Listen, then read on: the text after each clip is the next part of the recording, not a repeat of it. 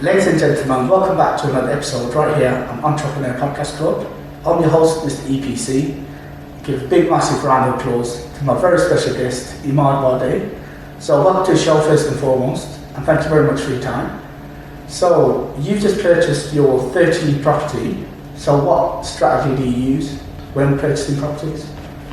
So Steve, thank you very much for having me on. No problem. It's a pleasure. I've been watching you for a while now. The strategy is to help other people build a portfolio, and by doing that also to grow my own portfolio. In doing that, we've completed 36 deals so far in the last 3 years, just over 3 years, and in that process we've managed to do 13 of my own properties. So that's the strategy for now, and as we diverge into it, I'll tell you various different ventures within property that I'm doing. Okay, fantastic. And in terms of property, how long have you been in property?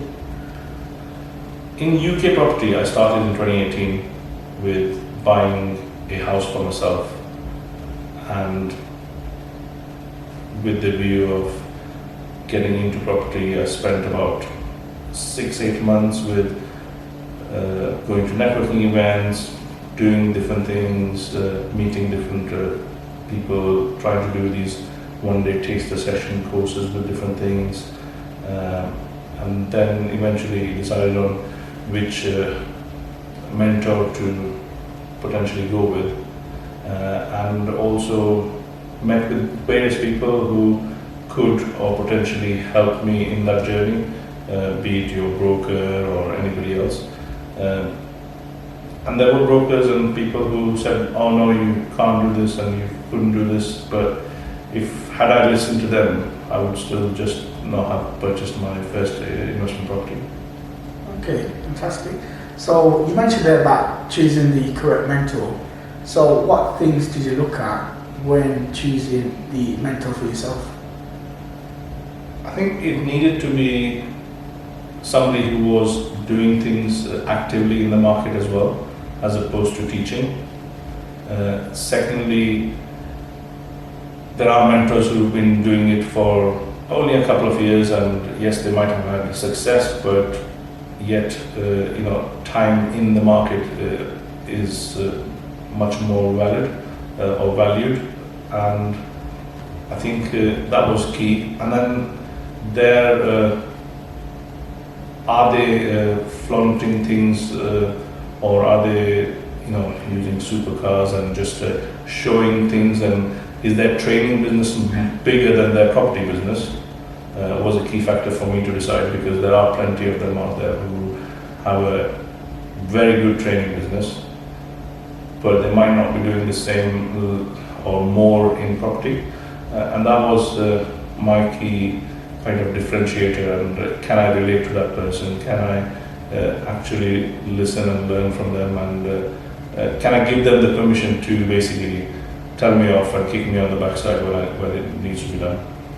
Okay, fantastic.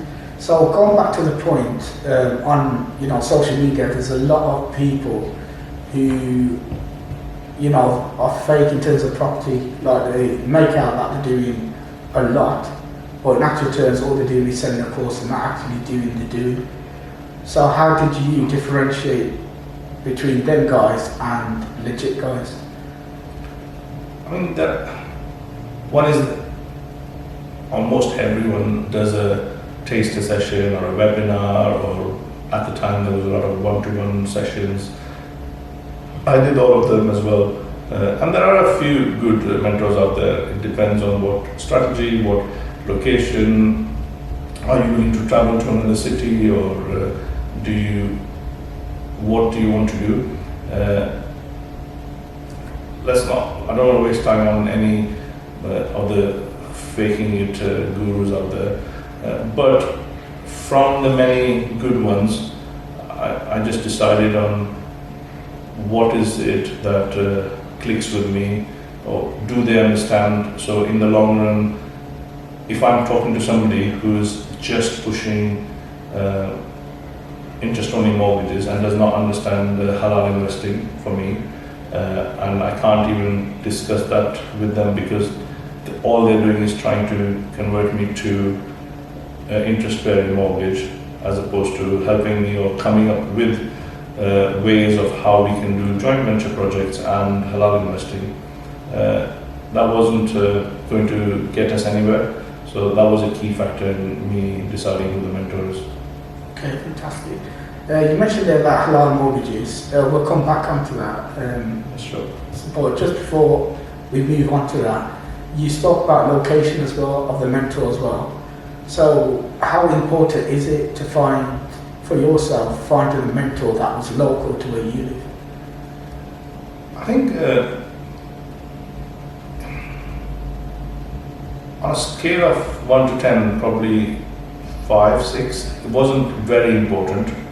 I travel a lot anyways, but in order for the audience or anybody deciding that, they have to put it in perspective that it's not a journey that you're going to do just once.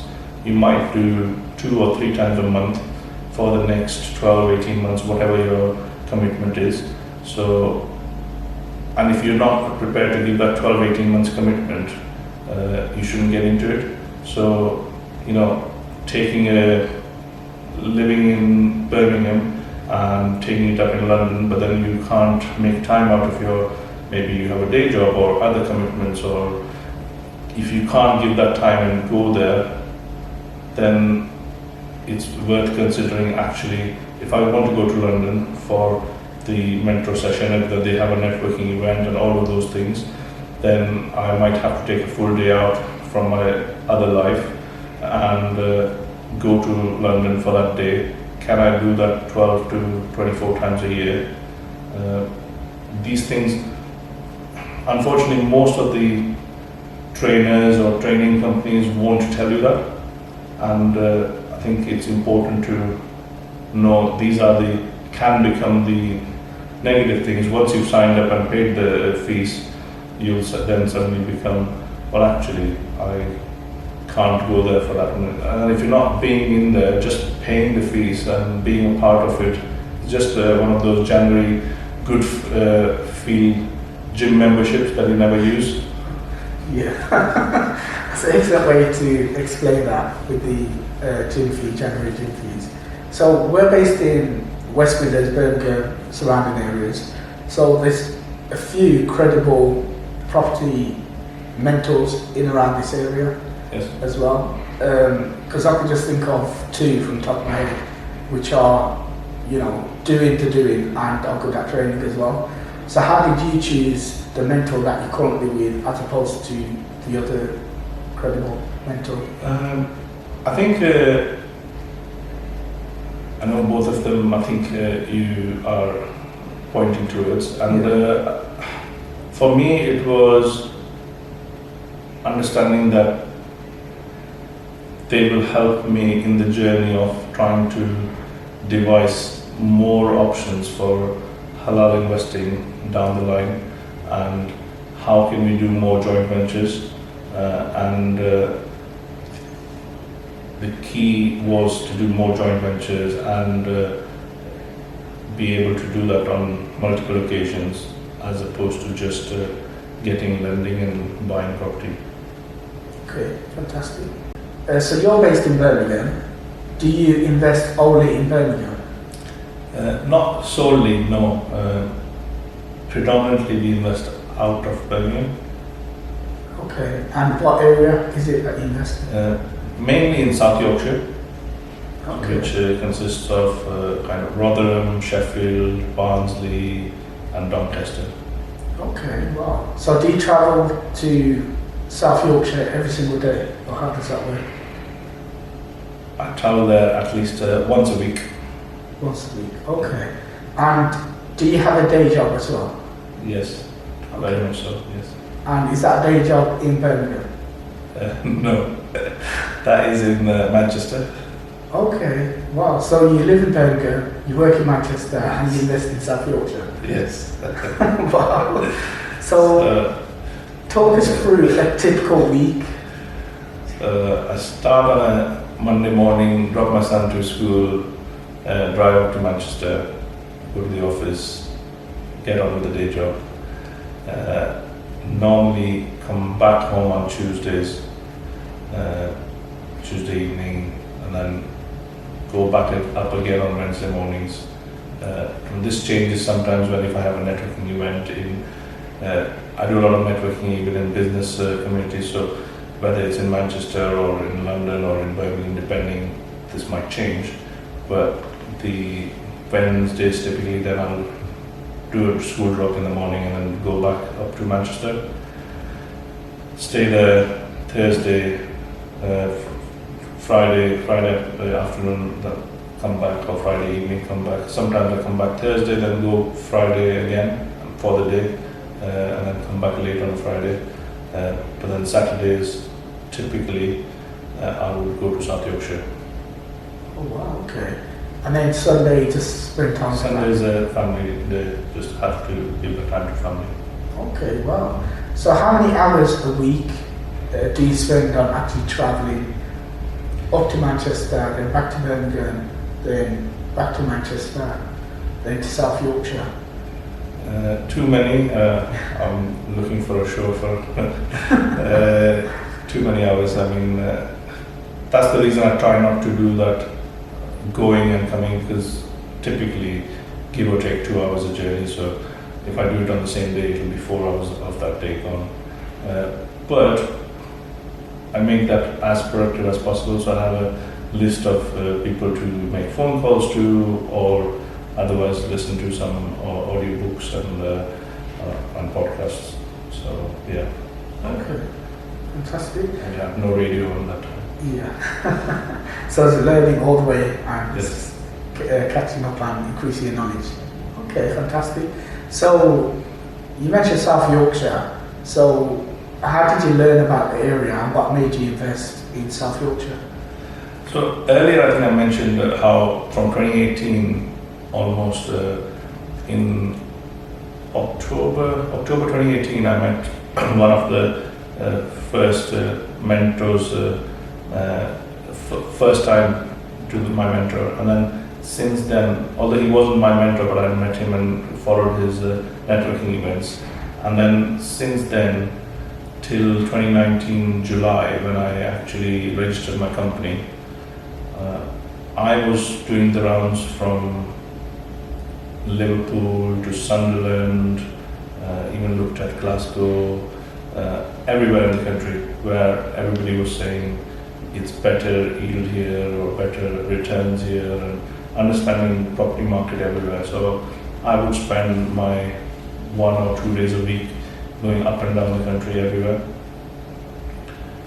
I've looked at Crewe and you name it, I've been there. And it was important to understand the whole country as such, because I wasn't planning on just buying one and leaving it with a letting agent. So the idea was I needed to be fully committed to that area for a period to build a portfolio there. There are many other cities which are great, but you know, you could buy a same price property in Blackburn, for example, but this same development and the infrastructure growth and the what the government is doing and what's in the city's wider plan, all those things didn't match up. In South Yorkshire, it was logistically very good area. The government was spending a lot of money, which was then backed by huge companies from Amazon, Next, Howdens, Ideal Boilers, New York Bakery. I've got a long list of other companies who are based around that area. Aldi has a very big distribution center. All of these companies had invested millions into, bare land, building their own warehouses, employing staff, and building that. And the government has, I've seen in the last 4 years, the number of new roads being built and the quality of the roads and the connectivity for logistical reasons. That brings employment and further opportunities in the area. So I think based on that, I decided that South Yorkshire was the best area to start with. Okay, fantastic. So whilst you was doing your market research on South Yorkshire, did you stay over there a couple of nights just to get a feel for the area? Yeah, I did. I used to go to, I was very, at the time, this was before the slight boom we had in the property market, so you could get a property for around 50k at the time. And I'd never heard of properties of 50k, and I used to think, same as many other people who first time or a Londoner thinks 50k, that must be a dump, or it must not be a normal area or things. So I'd go do viewings, then I'd spend the day there. I would drive around in the evening, wait till sunset, then go and park up, lock myself in and make sure what's going on, is there something unlikely, or is there family going to live here? And just being very intrigued by what is the difference. And the reality was, there was no difference. Every area has those odd roads where you should keep away with. But when you did the viewings and when you engaged with the lettings department of those agents, they will tell you that don't buy it on this road, because if you're promising them to give the property for managing, they don't want a problematic property as such, which in return they will tell you don't buy it here, or avoid this road. That's always helped, but so in reality there's no difference. They still look humans, they drive the same car. Yeah. Okay, fantastic. So let's talk about the first property you ever bought. Was that in South Yorkshire? Yes, apart from my own residence, yes. So my first investment property as such was in South Yorkshire, after knocking on 80 plus, near enough 100 doors, viewings, offering, as they say, offer below an embarrassing situation, a point where you feel embarrassed. If you don't feel embarrassed, then the offer is not good enough. So doing that and trying to find motivated buyers, but at this point not getting much from direct to vendor, was through an agent.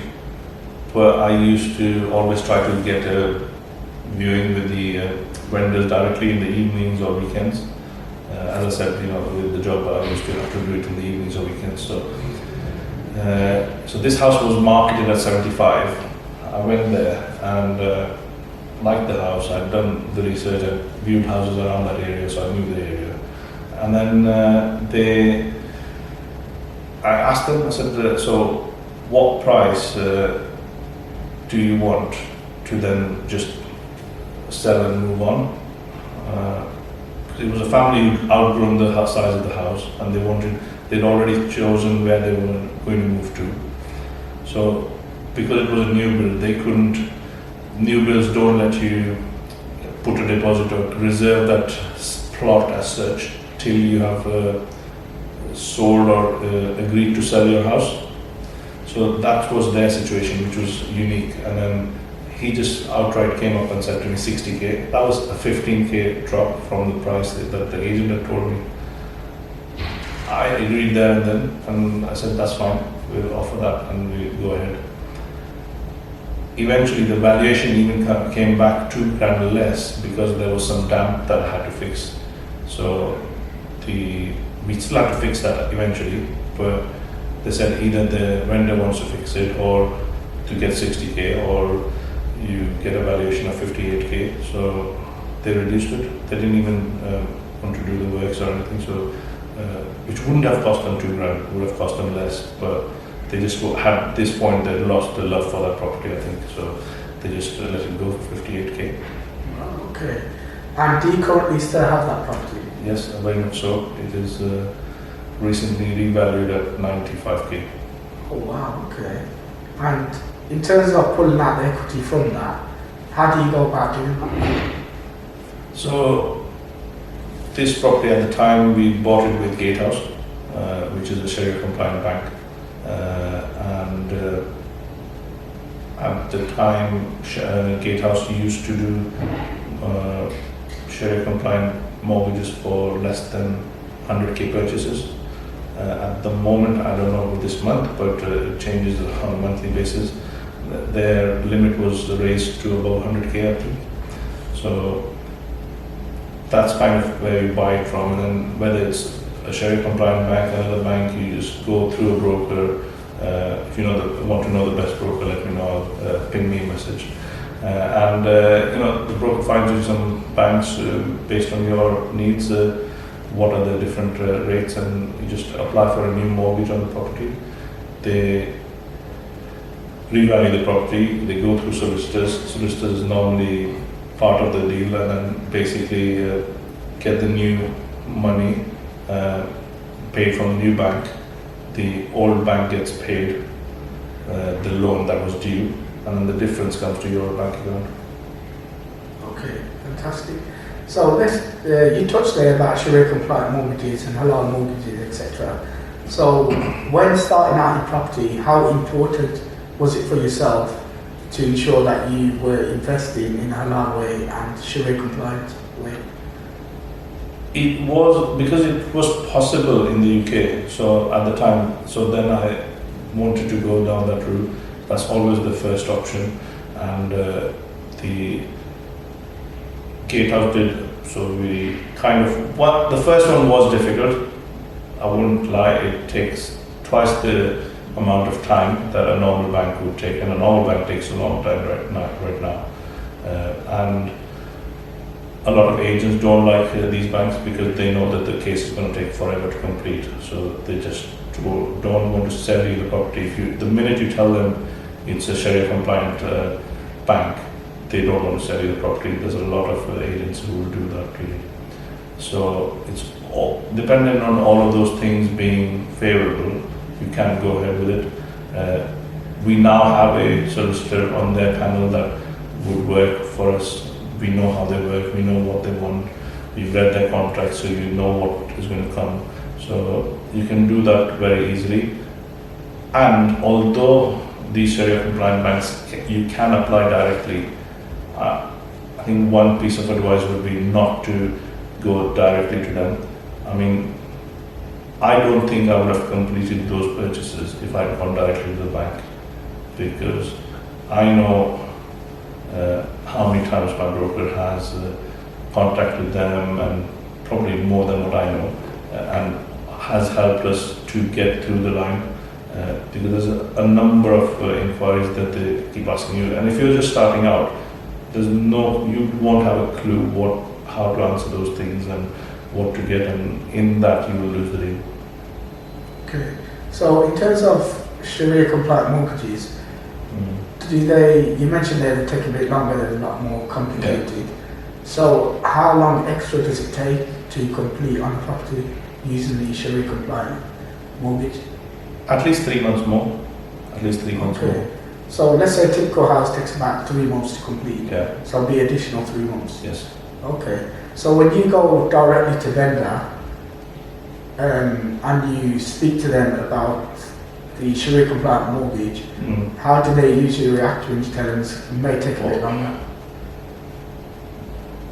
Well, that was for the first ones, we didn't have to tell them, and most vendors won't ask you. But now when we've bought things from vendors, it's predominantly been on cash. So it's been on joint ventures with investors or joint venture partners as such, who would be putting the funds in and reaping the rewards afterwards from the profit. So that's how we've structured those. So we do market heavily in certain areas where we want to buy, and we have had deals directly from vendors. But there's no way we will be able to, because the properties sometimes are not even mortgageable conditions or not in the right way presented. So banks won't give you the mortgage, and definitely likes of Gatehouse and Al-Ram won't give you the mortgages. Okay, fantastic. So you mentioned previously about sourcing properties. How do you go about doing that? So we do a turnkey sourcing package as such for our clients. Most of our clients are busy professionals with other trades, industries. They don't have the time to go view properties, make offers, do refurb, any of that. So we typically set up the company for them if they haven't set it up. We can get them the accountants, the mortgage broker, solicitors, whichever panel they're using with the banks, normal conventional mortgages or Sharia compliant, whatever they need, bridging if they need bridging, and then go through that, find the right property for their needs. So some people just want to put their money to use. They're not looking for BRR. They might just want a property that is a bit below market value, but it's going to be a good return for their money. A lot of my investors are in the Midlands or London even, so they won't find a property for 80k in London, but a 80k property in Yorkshire might give you 650 rent, which is very good return. So that appeals. Yes, there are challenges, but overall the market has moved up over there, and it's predicted that it will move up in the next 7 years, will go up considerably. So that has helped us buy multiple properties for each investors. Okay. And in terms of the sourcing the properties, because you work and then you into property as well and all the travelling, how do you balance all of that and finding the properties in the West Midlands, or are they all in South Yorkshire? We did a couple of properties in Birmingham last year. They were for our investors who were on board already, but because they wanted something in Birmingham, we found them something. Most of them are the other 36 odd properties. They're all in South Yorkshire and some in Manchester as well. I would normally find properties only in areas where I know the areas: Manchester, Birmingham, South Yorkshire. I can drive there without a sat nav. I know the areas inside out. I know the good and the bad. So I think it's kind of showing what areas you are 100% confident with, and basically I would sell a property where I would put my own money, and so which I have done. So I've built my own portfolio there. So there's no harm in selling an investor a house on the same road where I own a house. So there's a couple of roads where we own around 10 houses between those two roads. So it makes much better sense to do that, because you can then start to change the environment of that area as well. You can make it better or worse. Absolutely. So in terms of your properties in South Yorkshire, do you do them as a single buy-to-let? Most of them, yes. We've recently bought a property that we intend to convert to HMO. We have a couple of serviced accommodations as well. So those are the joint venture partners without lending. And yeah, typically a 2 up, 2 down traditional terraced house would be just as a buy-to-let. Slightly bigger, semi-detached or something, you could use as serviced accommodation. You can make it a HMO. So it depends on whatever the needs are for the client. Okay, fantastic. So you mentioned there about having a couple of service accommodations as well. So is that completely hands-off, or do you actually get into the day-to-day running of it? It is, because it's all automated. So we've got 4 service accommodation. Actually, we're just giving one back. We have one in Birmingham, one in Coventry, a couple in South Yorkshire. So the Yorkshire ones are being refurbed right now, so they'll get launched again soon. And the ones in Coventry, we ran it for 2 years, and now we've given it back. Or we've not. We still have the lease for it, but we've put a AST in it, a normal family, because it was just needed a lot of work, and because we don't own the property and the landlord lives away, so we preferred that the landlord gets their rent, we make a management fees, and that's it. So we gave that one away. And with the new fire regulations and things, it was becoming, we had to invest a lot more money into it, and we couldn't see the return on it. And if the landlord isn't prepared to do that, then putting the fire alarms were there, but fire doors and few new things that have come into in the last 3 months. It was just not worthwhile doing that. So we decided not to continue that with the service accommodation. Yeah. Okay, fantastic.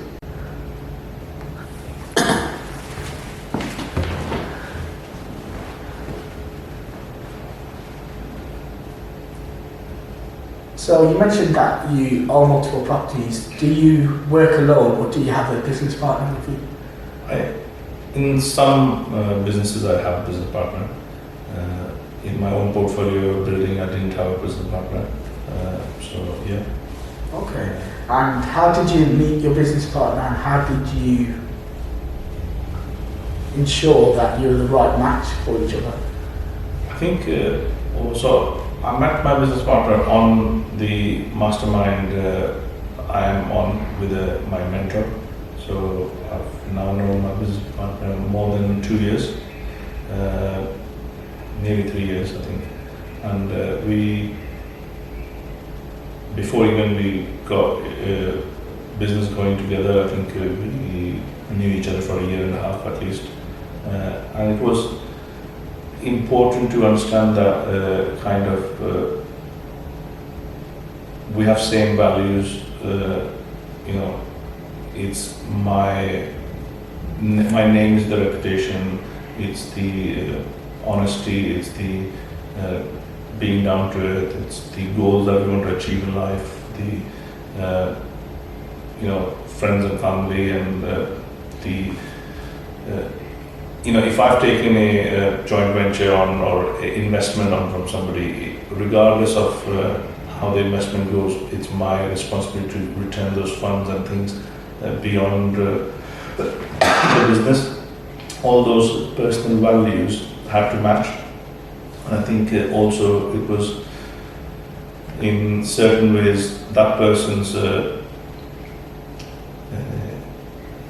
qualities and what they've done in life for their day job and stuff matched what they need to do in the property world and what I could bring to the table. So it complemented each other. So I don't mind doing the certain things that person might not want to do, whereas they might be very good with playing good cop, bad cop as such. Yeah. And also maybe they're good at interiors and doing the decoration, and that you don't want me to choose the color of the wall and all those things. It's not just the color of the wall. Yes, you can hire an interior designer. It's just that you can rely on the person, they can rely on me, and if I said it's going to get done, I'll get it done, vice versa. And I think having that common vision and a good family values, I think that helped us engage into projects together. Okay, fantastic.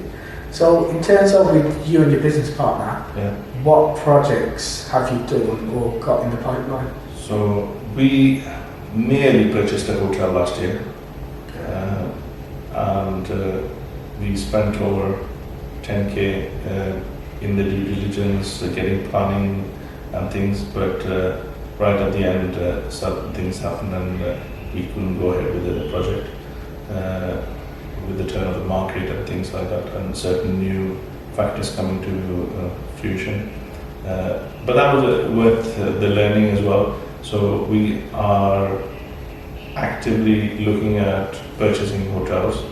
We're actively looking at flip projects where we take a direct house that needs a refurb and do it and put it back on the market.